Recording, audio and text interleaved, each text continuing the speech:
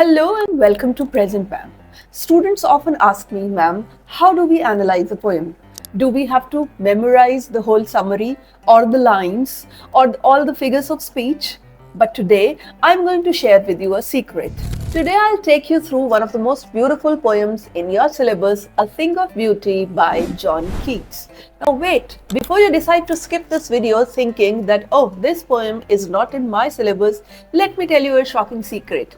I will also tell you how to analyze any poem. So you could be from any board or from any class. Today's video is a must watch for any of you. So watch till the end, because I will also share 5 tips to make your answers stand out in the exam. But before we begin, I want you to do one thing with me. Close your eyes for 10 seconds. I want you to think of a thing of beauty that comes to your mind. It could be anything, a song, a memory, a person, a place. Now open your eyes. How did you feel? Happy, peaceful, hopeful? Now that's what John Keats is talking about, a thing of beauty. Hey, and don't forget to type your beautiful thing in the chat box. I would love to read what beauty means to each one of you. Now let's begin with the poet, John Keats. It's universal. Keats is saying that beauty is something that lasts forever. It is something that gives us joy. It's something that gives us peace. And its impact on us increases instead of decreasing with time. John Keats was a romantic poet. Beauty was eternal for him. It was not something temporary. It was something that gave people joy, made them rise above pain and suffering. And that's exactly what this poem is all about. A thing of beauty is joy forever.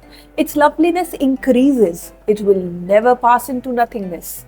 The very first lines have become so popular that they feel like a proverb. Now you may think that Keats has written a poem like this because he was some rich aristocrat who had everything going for him and he could afford to write about beauty and nature and imagination. But here is the twist. Keats was financially broke. He suffered from tuberculosis. His life was full of pain and illness.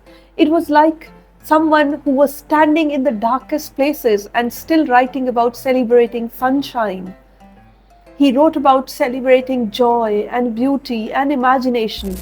Moving on with the poem, Keats says that beauty will keep a bar quiet for us and a sleep full of sweet dreams and health and quiet breathing. Nature's beauty acts like a healing medicine. It gives us rest, it gives us peace, and refreshes us when we are tired. Therefore, on every morrow, are we wreathing a flowery band to bind us to this earth? Consciously or subconsciously, every day we cling to life because of some form of beauty. Otherwise, what is binding us to this earth? But there is despondence, inhuman dearth of noble natures, gloomy days. Keats is real. He admits that there is sadness, selfishness, and suffering in life. He suffered from tuberculosis himself, as well as his family also went through it. He died at the age of 25. Can you imagine dying at such a young age and still celebrating life? Yet some shape of beauty moves away the pall. No matter how sad, how depressing, how dull life is, there is some form of beauty. एक फूल, एक सपना, एक उम्मीद हमें उदासी के बहुत गहरे गड्ढों से भी निकाल सकती है. Such the sun, the moon, trees old and young, daffodils, clear rills, musk rose blooms. Now Keats gives us a list of what beauty looks like. He gives us nature's catalogue. Sun and moon that are constant companions, trees that give us shade, flowers that bring joy, and streams that cool us. Roses that fill forests with fragrance. Now drop your favorite emoji from the nature's catalogue and tell me what is one thing that keeps you sane in this insane world. And such too is the grandeur of the dooms we have imagined for the mighty dead.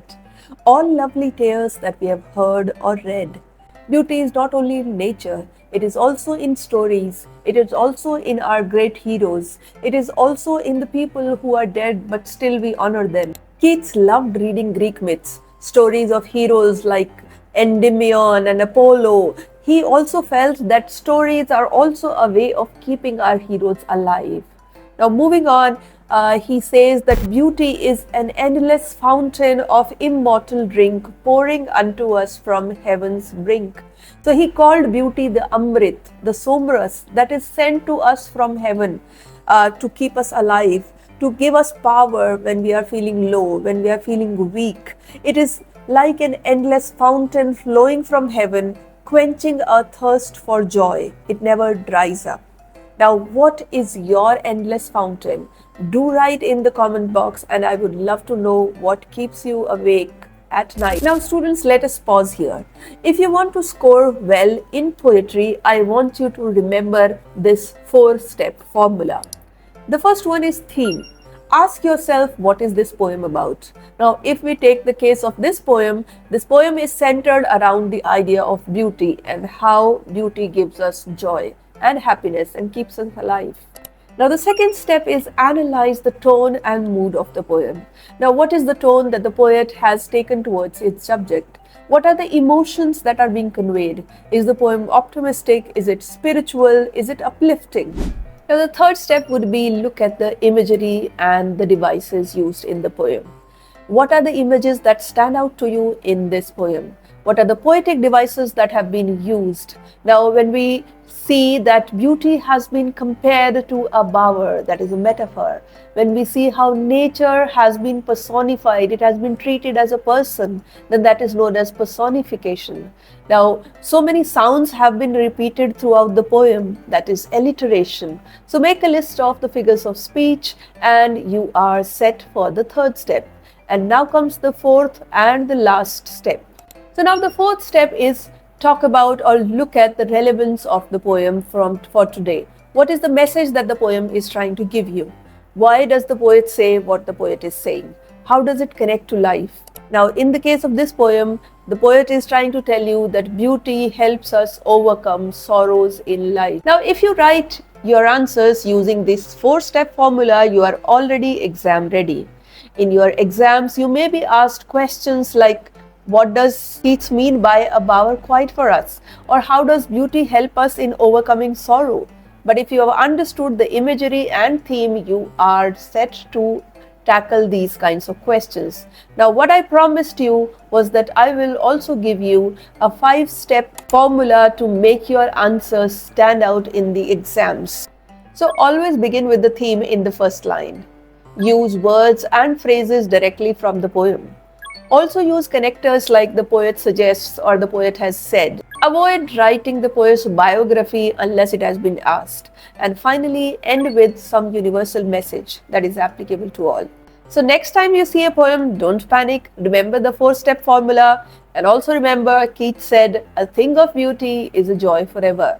So a poem is a thing of beauty. It should be enjoyed and not to be feared. So whether a thing of beauty is in your syllabus or not, remember, beauty is eternal. It's everywhere. It's ubiquitous. Even exam marks can be a joy forever if you prepare smartly. Do like, share and subscribe if this helped you, and also write in the comments which poem troubles you the most. And I'll pick up that poem for our next video. Bye-bye.